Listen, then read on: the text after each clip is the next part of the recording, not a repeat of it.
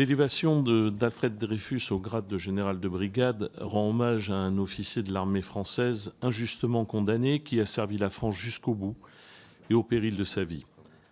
Après avoir été amnistié par le président Loubet, puis reconnu innocent par la Cour de cassation, les députés de notre hémicycle avaient voté une loi qui réintègre le capitaine Dreyfus au grade de commandant. En tant que parlementaires, nous avons donc un rôle essentiel à jouer dans la réparation de cette injustice qu'Alfred Dreyfus a subie.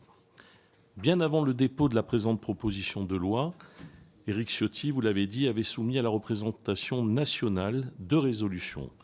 Celle-ci appelait déjà à la restitution complète de sa carrière militaire. Ces résolutions de 2019 et de 2023 n'avaient malheureusement pas été examinées. Ainsi, déjà dans l'opposition à Emmanuel Macron il y a quelques années, nous militions activement pour réparer la terrible injustice qui a privé Alfred Dreyfus d'une partie déterminante de sa carrière militaire. Au groupe UDR, fidèle à notre tradition libérale conservatrice, nous croyons au caractère transgénérationnel de la nation. En effet, la France est une communauté de destin qui lie les morts et les vivants. L'écrivain Georges Bernanos avait déclaré, je cite, que l'honneur d'un peuple appartient aux morts et les vivants n'en ont que l'usufruit. Nous avons une dette envers nos aïeux, nous sommes responsables de la perpétuation de la mémoire. Les morts ne sont plus là pour défendre leur honneur. Ils ont pourtant eux aussi droit à la justice. Nous devons réparation au combattant Alfred Dreyfus qui, malgré l'humiliation de son procès et la souffrance de son exil, a repris les armes pour se battre aux côtés des poilus. Par-dessus tout, restituer la carrière militaire d'Alfred Dreyfus, c'est réaffirmer que plus de 100 ans après, l'impératif de notre République, c'est celui d'établir la vérité lorsqu'elle est contestée. Nous avons dans ce pays un grand besoin de dire la vérité. Pour la dire, encore faut-il l'accepter, c'est-à-dire avoir le courage de voir le réel tel qu'il est.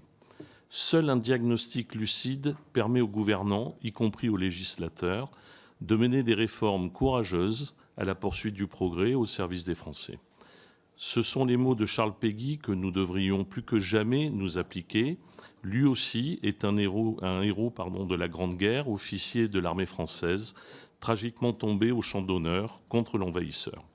Le lieutenant Péguy disait « Il faut toujours dire ce que l'on voit, surtout faut toujours, ce qui est plus difficile, voir ce que l'on voit ». Nous, députés de la Nation, plus que quiconque, devons avoir le courage de dire la vérité. Et la vérité, c'est que cet antisémitisme mortifère qui avait condamné Dreyfus sévit encore aujourd'hui dans la France du XXIe siècle. Élever Alfred Dreyfus au grade de général de brigade à titre posthume, c'est non seulement réparer l'injustice qu'il a subie, rendre hommage au combattant qu'il était, mais surtout, c'est réaffirmer que l'antisémitisme, même s'il a changé de visage, n'aura jamais sa place en France. Le groupe UDR se félicite que le socle commun reprenne à son compte le dispositif que notre président avait soumis à l'Assemblée nationale à 2 reprises. En conséquence, nous voterons pour la proposition de loi.